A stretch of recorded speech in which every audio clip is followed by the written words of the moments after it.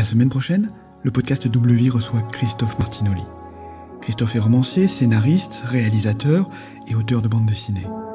Je l'ai découvert avec sa série de romans de science-fiction Après l'effondrement. Et j'ai été impressionné par son enthousiasme et son professionnalisme dans son rapport à l'auto-édition. En attendant la semaine prochaine d'en apprendre plus sur sa vision, je vous propose de découvrir le début du premier tome d'Après l'effondrement, intitulé Dernier départ. Nous voici après le prologue, dans le chapitre 2, pour la découverte de son univers au travers des yeux d'Aélis. Alors c'est parti.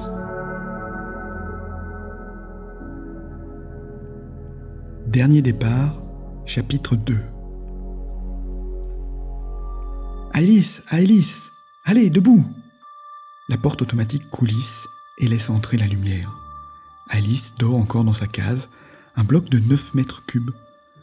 Sa grande sœur, Laura, le soleil dans le dos, vient de pénétrer dans le petit habitacle sécurisé grâce à son code d'urgence et la secoue une fois de plus. Leur rang dans la hiérarchie de la cité-État leur confère le privilège d'avoir leur propre case. Chaque centimètre carré compte. C'est comme ça depuis leur enfance. Elles sont toutes les deux nées ici, il y a une 20aine d'années. Cependant, malgré leur rang, elles ne doivent rater la cérémonie du départ sous aucun prétexte.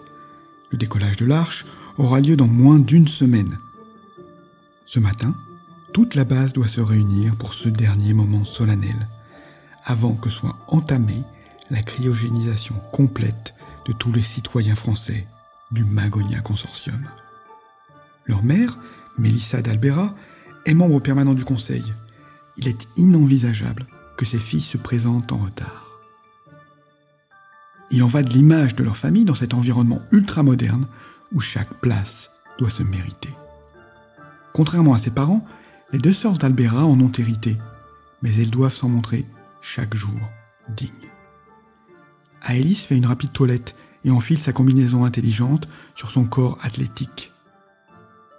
En fibre de carbone souple, les combinaisons grises s'adaptent, s'auto-nettoient, protègent des agressions biologiques et permettent d'accéder automatiquement au quartier de la cité-État en fonction de son identité.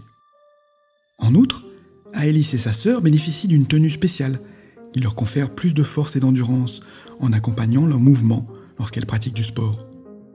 Dotées de la plus haute technologie, elles permettent aussi de stopper temporairement une hémorragie en attendant d'être opérées. Chaque vis sélectionnée dans l'arche par le consortium est précieuse. Aélis coiffe sa magnifique chevelure brune en tresse réglementaire et se maquille légèrement pour masquer sa fatigue grâce à son kit instantané. Sa sœur, son aînée de 3 ans, moins cérébrale, plus petite et plus puissante, s'est engagée dans l'armée. Elle a appris le maniement des armes et s'est spécialisée dans le combat rapproché. Ce sont, toutes les deux, des filles issues d'une lignée fondatrice du consortium. Le grand-père paternel, Angelo, a été parmi les premiers médecins-ingénieurs à préparer la future génération de l'espace.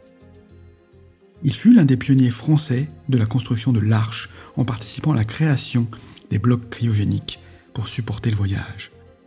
Depuis toute petite, c'est lui qui les a formés, avec ses parents, à être les dignes héritiers de l'espèce humaine.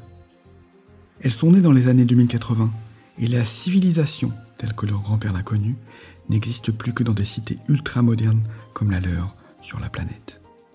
Les USA, la Russie, la Chine, l'Inde et le Japon, qui avaient déjà un programme spatial avant cette date, en ont bâti des similaires. Quintessence du génie humain, ce sont des prototypes des futures cités qui seront érigées sur Magonia, leur nouvelle planète. Elles sont toutes protégées des agressions extérieures par de très hautes murailles de béton sous la bannière du consortium. Il y a 75 ans, en 2026, l'humanité a appris 2 nouvelles qui allaient bouleverser à jamais son cours.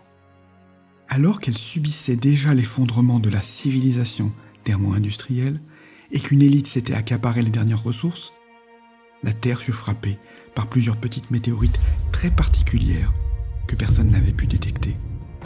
Ces météorites se sont écrasées à divers endroits, causant parfois de sérieux dégâts, comme lorsqu'une petite ville de l'est de l'Arizona fut rayée de la carte. Habituellement constituées de fer ou de carbone, ces météorites cachaient en leur sein un nouvel élément révolutionnaire, léger, conducteur et robuste, aux propriétés étonnantes. Une de ces météorites s'est écrasée dans les Alpes françaises. Quand on commença à l'étudier et à la soumettre à une batterie de tests, il fut nommé par les scientifiques français le graviton, pour sa capacité à compenser localement les effets de la gravité terrestre. Face à l'urgence climatique, cette découverte incroyable pouvait permettre à l'humanité de construire sur Terre des vaisseaux de taille gigantesque en vue de coloniser l'espace. Un espoir immense est né, car il y a 75 ans, la Terre comptait encore 11 milliards d'êtres humains, dont 95% de pauvres. Les dernières ressources de la planète n'étaient pas partagées, et la plupart des richesses étaient possédées par les élites, une petite partie de la population mondiale. La civilisation était vouée à l'extinction. Certains humains, comme Angelo, ont vu dans le graviton plus qu'un immense espoir, un signe du destin. Les religieux ont cru y voir un cadeau de Dieu. L'humanité allait pouvoir quitter la Terre. Elle allait pouvoir continuer à croître indéfiniment et poursuivre son expansion inexorable, comme elle l'a toujours fait. Mais cette fois, à travers la galaxie. L'humanité, oui, mais pas tous les humains. Le soir, au moment du coucher, Angelo prenait le temps de parler à ses deux petites filles chéries. Depuis que l'être humain existe, il n'a jamais cessé de partir plus loin, de coloniser de nouvelles terres, malheureusement, jusqu'à épuisement des ressources. Il lui faut toujours plus pour assurer sa croissance, sinon il s'éteint très rapidement. Je me suis enthousiasmé, comme beaucoup de mes confrères, de pouvoir, à long terme, quitter ce berceau qui nous a vu naître grâce au graviton. Mais mes ardeurs ont vite été calmées. Nous ne pouvions pas sauver tout le monde, car les astronomes découvrirent que cet essaim de météorites bienfaitrices n'était que le précurseur d'une menace bien plus importante. Et en effet, il filait droit sur la Terre à la vitesse prodigieuse de 25 km/s, c'est-à-dire 5 fois plus rapide qu'une balle d'arme à feu conventionnelle. Le bolide, une comète, fonçait sur la Terre, et le monde entier fut effrayé par sa présence diabolique. Là encore, les croyants y virent une punition divine pour avoir pillé et détruit sa création. Et après l'espoir suscité par la découverte du graviton, le chaos s'est répandu comme une traînée de poudre en seulement quelques heures. Dieu allait tuer tous les humains. Sa main était visible, même en plein jour, et effraya la planète tout entière. Heureusement, le bolide, visible pendant 48 heures de jour comme de nuit, est passé dans le trou de serrure, comme l'appellent les scientifiques, très proche de la Terre. S'il s'était écrasé sur notre planète, il aurait causé la 6e extinction massive et aurait précipité la disparition de l'humanité, sans qu'elle ne puisse rien faire. Pensant être tiré d'affaire, la population dans son ensemble prit ça comme un ultime avertissement, puis oublia pour s'occuper de sa survie immédiate. J'ai dû annoncer que le bolide surnommé Enlil par les croyants allait revenir dans 75 années. Parce qu'il était passé par le trou de serrure gravitationnelle, il allait frapper la Terre en revenant comme un boomerang. Construire des arches fonctionnelles en moins de 75 ans, voilà l'exploit que peu de pays, même parmi les plus développés, ont réussi à faire. Seules les nations spatiales y sont parvenues. Les USA, la Russie, la Chine, le Japon, l'Inde et l'Europe ont érigé des cités stellaires entièrement dédiées à leur construction. Les toutes dernières ressources de la Terre furent pillées sans vergogne.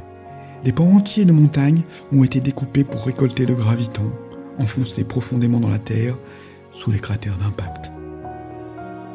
Des glaciers et des lacs vont être asséchés pour assurer notre survie dans l'espace, et le seront jusqu'à la dernière goutte. À quoi bon économiser ce qu'il reste, puisque nous ne reviendrons jamais? Le bolide va transformer la Terre en brasier. Mais au final, ce sont les humains eux-mêmes qui ont précipité leur chute. Il y a eu plus de 10 milliards de morts dans le monde. Aélis et Laura ont appris tout cela de la bouche de leur grand-père Angelo. Il leur a rappelé combien elles étaient chanceuses. Il leur a décrit des dizaines de fois ce bolide flamboyant aux 1000 teintes sombres qui a parcouru le ciel en 2025, le jour anniversaire de sa 25e année, le 5 octobre. La mort incarnée, vivante, terrifiante par sa chevelure composée de gaz vert et rouge. Cependant, la nature leur avait aussi envoyé un nouvel élément, comme une mise au défi du génie humain. Il fallait quitter définitivement la Terre à la recherche de la première exoplanète accueillante. Ce voyage n'était pas sans danger, et tout le monde, parmi les survivants de l'effondrement, ne pourrait pas partir.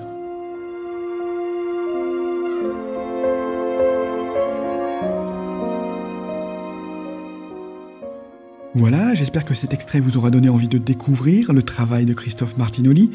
Et pour en savoir plus sur moi, mon parcours d'auteur et découvrir mon recueil de nouvelles, abonnez-vous à ma lettre hebdo, Le Flow, depuis le site michaelraymond.com.